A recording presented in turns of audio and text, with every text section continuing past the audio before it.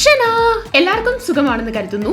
ഇന്ന് ഞാൻ പറയാൻ പോകുന്നത് ഈ പള്ളിയെ പറ്റിയും ഈ പുള്ളിയെ പറ്റിയും ഈ പുള്ളിക്കാരിയെ പറ്റിയും, അതായത് എന്നെ പറ്റി. ഇതാണ് ഹെഡൽസ്റ്റേവ് ചർച്ച്. ഇത് നോർവേയിലാണ് ലൊക്കേറ്റ് ചെയ്തിരിക്കുന്നത്. ഈ ചർച്ചിനെ പറ്റി പുരാതനമായ ഒരു കഥയുണ്ട്.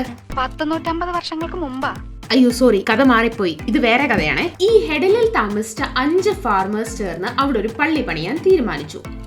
ഒരു ദിവസം റെയ്റിക്, അതായത് ആ ഫാർമറിൽ ഒരാൾ, ഒരു സ്ട്രേഞ്ചറിനെ മീറ്റ് ചെയ്തു. ആ സ്ട്രേഞ്ചർ അവരെ ഹെൽപ്പ് ചെയ്യാം, ആ പള്ളി പണിയാൻ ഹെൽപ്പ് ചെയ്യാം എന്ന് പറഞ്ഞു. ആ സ്ട്രേഞ്ചർ അതിന് 3 കണ്ടീഷൻസ് വെച്ചു.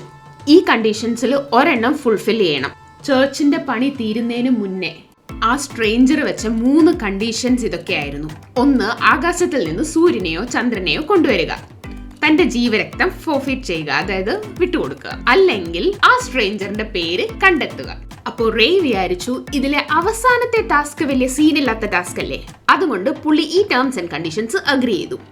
പക്ഷെ പെട്ടെന്ന് തന്നെ സമയം തീർന്നു. കാരണം ആദ്യത്തെ രാത്രി ബിൽഡിംഗ് മെറ്റീരിയൽസ് എല്ലാം വന്നു.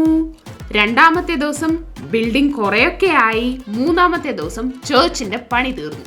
റേക്ക് മനസ്സിലായി പണി പാളിയെന്ന്. പുള്ളി പേടിച്ച് അതുവഴി അലഞ്ഞു തിരിഞ്ഞ് നടക്കാൻ തുടങ്ങി. അപ്പം മൗണ്ടനിൽ നിന്ന് ഒരു ഫീമെയിൽ വോയിസിൽ ഒരു പാട്ട് കേട്ടു. എനിക്ക് നോർവീജിയൻ അറിയാത്തത് കൊണ്ടും പാട്ട് പാടാൻ അറിയാത്തത് കൊണ്ടും ആ പാട്ടിന്റെ അർത്ഥം ഞാൻ ഇംഗ്ലീഷിൽ പറയാം.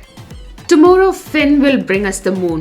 Where he goes, the sun and the Christian blood perish. He brings children to song and play. But now my children sleep safe and sound. Rake ഈ പാട്ടിൽ നിന്ന് മനസ്സിലായി ഇത് ഫിൻ എന്ന് പറയുന്ന ഒരു മൗണ്ടൻ ട്രോൾ ആണെന്ന്.